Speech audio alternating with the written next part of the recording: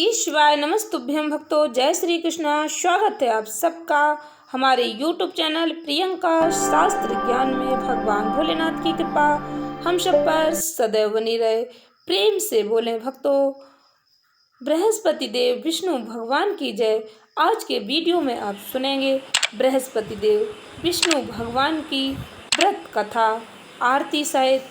भक्तों, इस व्रत कथा को श्रवण करने मात्र से भक्तों की समस्त इच्छाएं पूर्ण होती हैं। जो भक्त यह व्रत पूर्ण श्रद्धा भक्ति के साथ करते हैं, भगवान बृहस्पति देव उनसे प्रसन्न होते हैं। धन, विद्या, पुत्र, मन वांछित फल प्रदान करते हैं। भक्तों, यह व्रत करने से घर में सुख शांति रहती है। यह व्रत सर्वश्रेष्ठ और अति पुण्य फलदायक है। इस व्रत में केले का पूजन किया जाता है। कथा अवश्य श्रवण करें। पूजन के समय मन और कर्म वचन से शुद्ध होकर मनोकामना पूर्ति के लिए भगवान बृहस्पति देव से प्रार्थना करें। आप जिस भी मनोकामना की प्रार्थना करते हैं, बृहस्पति देव आपकी वह कामना अवश्य पूर्ण करते हैं। दिन में एक समय ही भोजन करना चाहिए। भोजन चने की दाल का अवश्य होना चाहिए। भक्तों, बृहस्पति देव विष्णु भगवान के व्रत में पीले भोजन का विशेष महत्व है। इस दिन नमक नहीं खाना चाहिए। पीले वस्त्र धारण करें। पीले फलों का प्रयोग करें। भगवान को पीला चंदन लगाएं। पीले पुष्प समर्पित करें। पीले ही वस्त्र पहनने चाहिए। कहने का तात्पर्य यह है भक्तों, भगवान श्री हरि विष्णु जी को पीला रंग अत्यंत प्रिय है। इस दिन अधिक से अधिक पीली वस्तुओं का ही उपयोग करना चाहिए। पूजन के बाद भगवान बृहस्पति देव की कथा अवश्य सुननी चाहिए।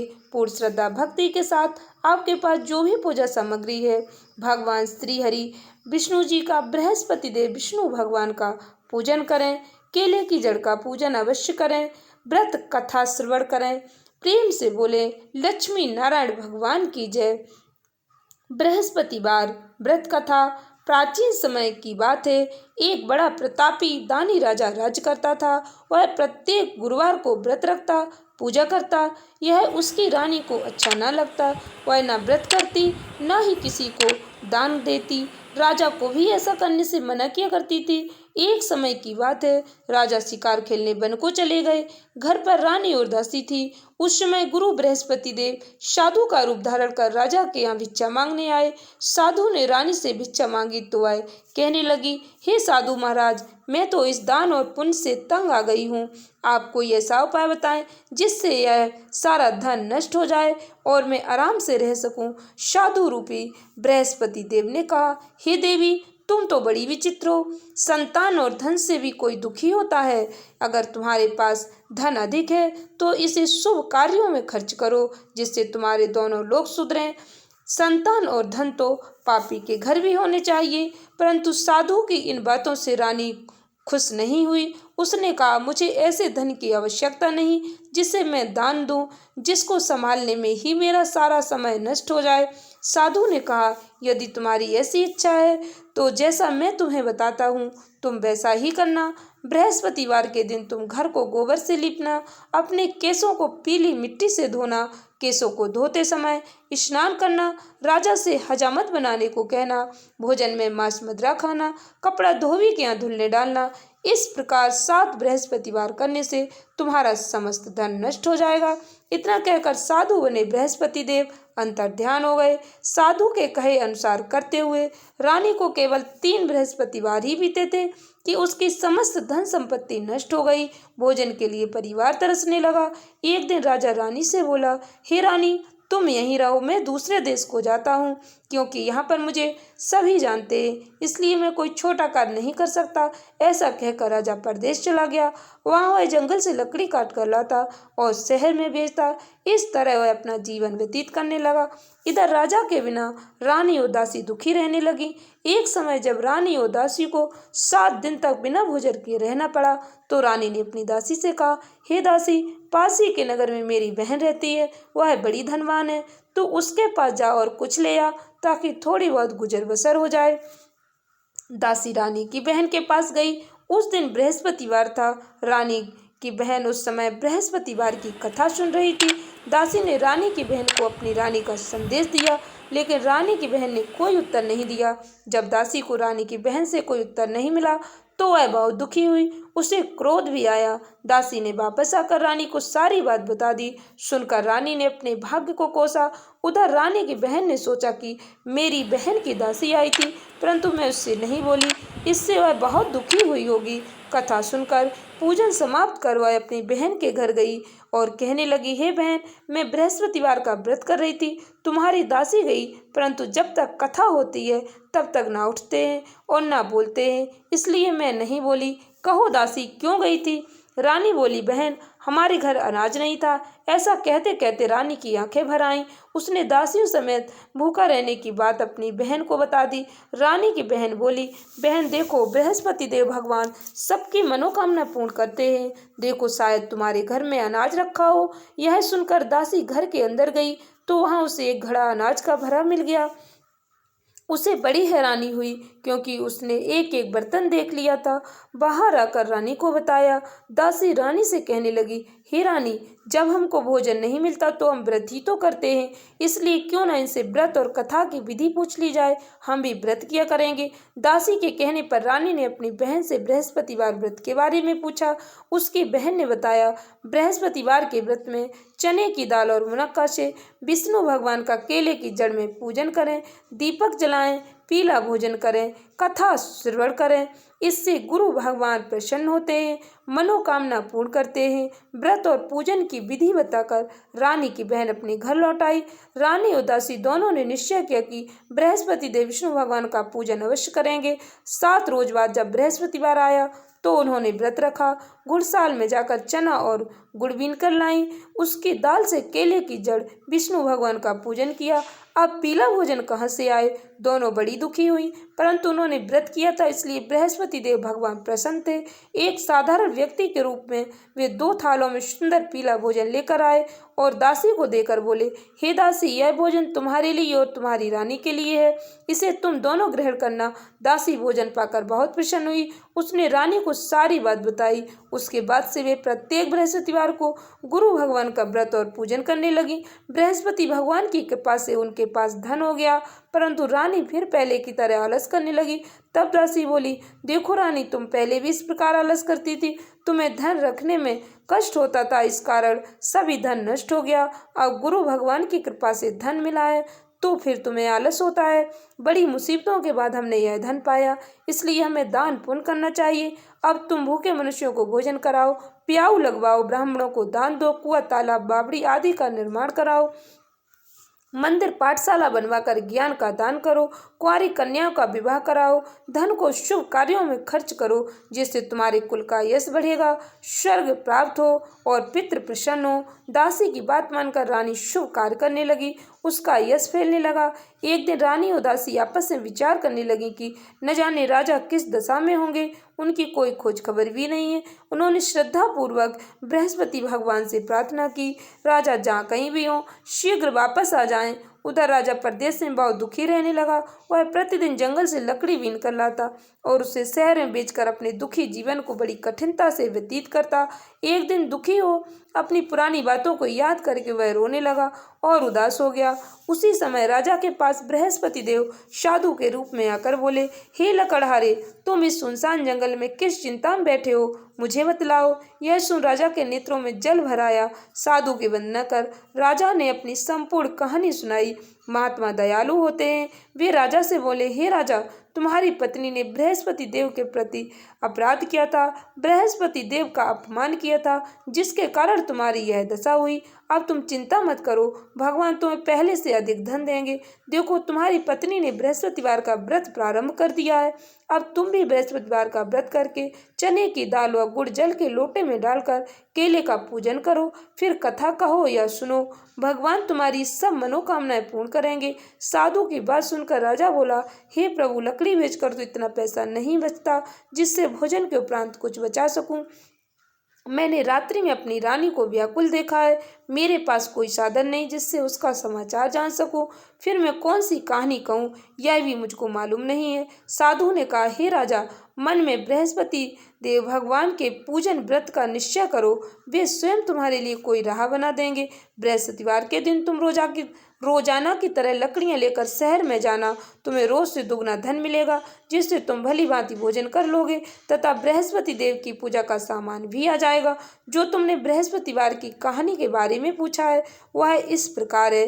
बृहस्पति देव की कहानी। प्राचीन काल में एक बहुत ही निर्धन ब्राह्मण था। उसके कोई संतान न थी। वह नित्य पूजा पाठ करता। उसकी स्त्री न स्नान करती, न किसी देवता का पूजन करती। इस कारण ब्राह्मण देवता बहुत दुखी रहते थे। भगवान की कृपा से ब्राह्मण के यहाँ एक कन्या उत्पन्न हुई। कन्या बड़ी होने लगी। प्रातः स्नान करके वह भगवान विष्णु का जाप करती, बृहस्पतिवार का व्रत भी करने लगी। पूजा पाठ समाप्त करके पाठशाला जाती तो अपनी मुट्ठी में जौ भर के ले जाती और पाठशाला के मार्ग में डालती जाती। लौटते समय वही जौ सड़ के हो जाते तो उनको बीन कर घर ले आती। एक दिन वह बालिका सूप में उन सोने के जौ को फटक कर साफ कर रही थी कि तभी उसकी माँ ने देख लिया और कहा कि हे बेटी, सोने के जौ को फटकने के लिए सोने का सूप तो होना चाहिए। दूसरे दिन गुरुवार था। कन्या ने व्रत रखा और बृहस्पति देव से सोने का सूप देने की प्रार्थना की। बृहस्पति देव ने उसकी प्रार्थना स्वीकार कर ली। रोजाना की तरह वह कन्या जौ फैलाती हुई पाठशाला चली गई।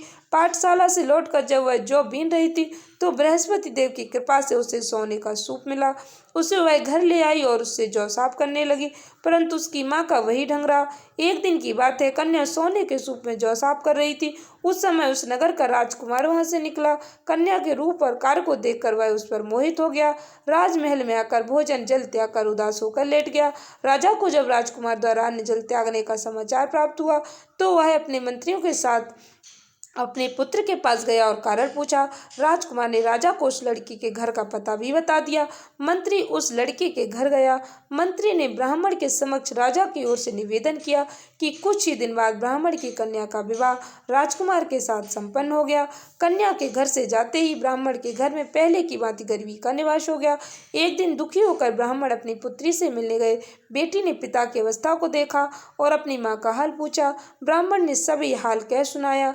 कन्या ने बहुत सा धन देकर अपने पिता को विदा कर दिया, लेकिन कुछ दिन बाद फिर वही हाल हो गया। ब्राह्मण फिर अपनी कन्या के यहाँ गया और सभी हाल कहा तो पुत्री बोली, हे पिताजी, आप माताजी को यहाँ लिवा लाओ, मैं उन्हें वह विधि बता दूंगी जिससे गरीबी दूर हो जाए। ब्राह्मण देवता अपनी स्त्री को साथ लेकर अपनी पुत्री के पास राजमहल पहुंचे तो पुत्री अपनी माँ को समझाने लगी, हे माँ, तुम प्रातःकाल स्नान आदि करके विष्णु भगवान का पूजन करो तो सब दरिद्रता दूर हो जाएगी। परंतु उसकी माँ ने उसकी एक भी बात नहीं मानी।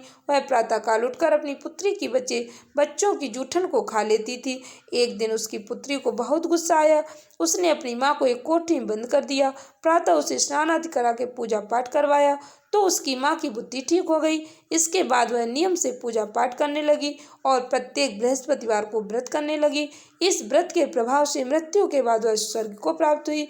वह ब्राह्मण भी सुखपूर्वक इस लोक का सुख भोगकर स्वर्ग को प्राप्त हुआ। इस तरह कहानी कहकर साधु बने बृहस्पति देव वहां से अंतर्ध्यान हो गए। धीरे धीरे समय व्यतीत होने पर फिर बृहस्पतिवार का दिन आया। राजा जंगल से लकड़ी काटकर शहर में बेचने गया। उसे उस दिन और दिनों से अधिक धन मिला। राजा ने चना गुड़ आदि लाकर बृहस्पतिवार का व्रत किया। उस दिन से उसके सभी कलेश दूर हुए। परंतु जब अगले गुरुवार का दिन आया तो वह बृहस्पतिवार का व्रत करना भूल गया। इस कारण बृहस्पति भगवान नाराज हो गए। उस दिन उस नगर के राजा ने विशाल यज्ञ का आयोजन किया था तथा अपने समस्त राज्य में घोषणा करवा दी कि सभी मेरे यहाँ भोजन करने आए, किसी के घर चूल्हा न जले। इस आज्ञा को जो न मानेगा उसको फांसी की सजा दी जाएगी। राजा की आज्ञा अनुसार राज्य के सभी लोग राजा के भोज में सम्मिलित हुए, लेकिन लकड़हारा कुछ देर से पहुंचा, इसलिए राजा उसको अपने साथ महल में ले गए। जब राजा लकड़हारे को भोजन करा रहे थे तो रानी की दृष्टि उस खूंटी पर पड़ी जिस पर उसका हार लटका हुआ था। उसे हार खूंटी पर लटका दिखाई नहीं दिया। रानी को निश्चय हो गया कि मेरा हार इस लकड़हारे ने चुरा लिया। उसी समय सैनिक बुलवाकर उसको जेल में डलवा दिया। लकड़हारा जेल में विचार करने लगा कि न जाने कौन से पूर्व जन्म के कर्म से मुझे यह दुख प्राप्त हुआ है, और जंगल में मिले साधु को याद करने लगा। तत्काल बृहस्पति देव साधु के रूप में प्रकट हो गए और कहने लगे, अरे मूर्ख, तूने बृहस्पति देवता की कथा नहीं की, इसी कारण तुझे यह दुख प्राप्त हुआ। अब चिंता मत कर, बृहस्पतिवार के दिन जेल खाने के दरवाजे पर तुझे 4 पैसे पड़े मिलेंगे, उनसे तू बृहस्पति देव की पूजा करना तो तेरे सभी कष्ट दूर हो जाएंगे। अगले बृहस्पतिवार उसे जेल के द्वार पर 4 पैसे मिले। राजा ने पूजा का सामान लाकर कथा कही और प्रसाद बांटा। उसी रात्रि में बृहस्पति देव ने उस नगर के राजा को स्वप्न में कहा, हे राजा, तूने जिसे जेल में बंद कर दिया है उसे कल छोड़ देना, वह निर्दोष है, वह राजा है। राजा प्रातःकाल उठा और खूंटी पर हाथ टंगा देकर लकड़हारे को बुलाकर क्षमा मांगी तथा राजा ने योग सुंदर वस्त्र आभूषण भेंट कर उसे विदा किया। गुरुदेव की आज्ञा अनुसार राजा अपने नगर को चल दिया। राजा जब नगर के निकट पहुंचा तो उसे बड़ा आश्चर्य हुआ। नगर में पहले से अधिक बाग, तालाब, कुएं, बहुत सी धर्मशालाएं, मंदिर आदि बने हुए थे। राजा ने पूछा कि यह किसका बाग और धर्मशाला है। तब नगर के सब लोग कहने लगे, यह सब रानी और दासी द्वारा बनाए गए। राजा को आश्चर्य हुआ और गुस्सा भी आया कि उसकी अनुपस्थिति में रानी के पास धन कहाँ से आया होगा।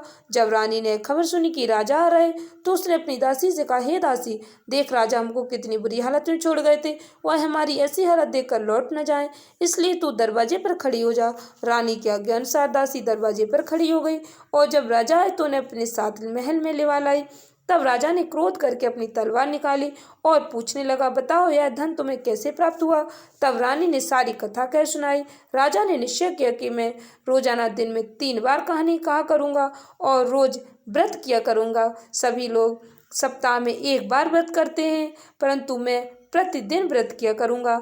अब हर समय राजा के दुपट्टे में चने की दाल बंधी रहती, दिन में 3 बार कहानी कहता। एक रोज राजा ने विचार किया कि चलो अपनी बहन के यहाँ हो आए। इस तरह का निश्चय कर राजा घोड़े पर सवार हो अपनी बहन के यहाँ चल दिया। मार्ग में उसने देखा कि कुछ आदमी एक मुर्दे को लिए जा रहे। उन्हें रोककर राजा कहने लगा, अरे भाइयों, मेरी बृहस्पतिवार की कथा सुन लो। वे बोले, लो, हमारा तो आदमी मर गया, इसको अपनी कथा की पढ़िए। परंतु कुछ आदमी बोले, अच्छा कहो, हम तुम्हारी कथा भी सुनेंगे। राजा ने दाल निकाली और कथा कहनी शुरू कर दी। जब कथा आदि हुई तो मुर्दा हिलने लग गया और जब कथा समाप्त हुई तो राम राम करके मनुष्य उठकर खड़ा हो गया। राजा आगे बढ़ा, उसे चलते चलते शाम हो गई। आगे मार्ग में से एक किसान खेत में हल चलाता मिला। राजा ने उससे कथा सुनने का आग्रह किया, लेकिन वह नहीं माना। राजा आगे चल पड़ा। राजा के हटते ही बैल पछाड़ खाकर गिर गए। किसान के पेट में बहुत जोर से दर्द होने लगा। उसी समय किसान की माँ रोटी लेकर आई। उसने जब देखा तो अपने पुत्र से सब हाल पूछा। बेटे ने सभी हाल बता दिया। बुढ़िया दौड़ी दौड़ी उस घुड़सवार के पास पहुंची और उससे बोली, मैं तेरी कथा सुनूंगी, तू अपनी कथा मेरे खेत पर ही चलकर कहना।